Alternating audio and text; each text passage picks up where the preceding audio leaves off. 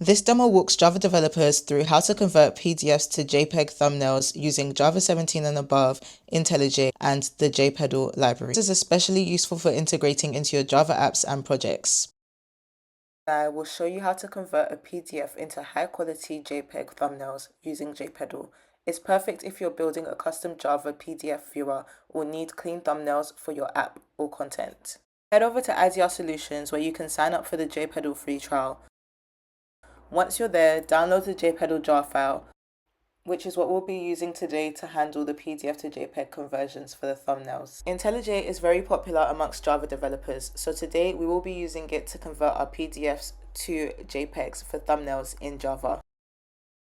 Once you've created and named your new Java project, you can add the JPedal jar file into this new project. To do that, go to File, Project Structure, click on Modules, then Dependencies, and add the JPedal jar manually to the class path. Once this is set up, paste in the sample code from the JPedal support document that shows you how to convert PDF to JPEG images. This code gives you control over scaling, which is perfect if you want different resolutions for your thumbnails.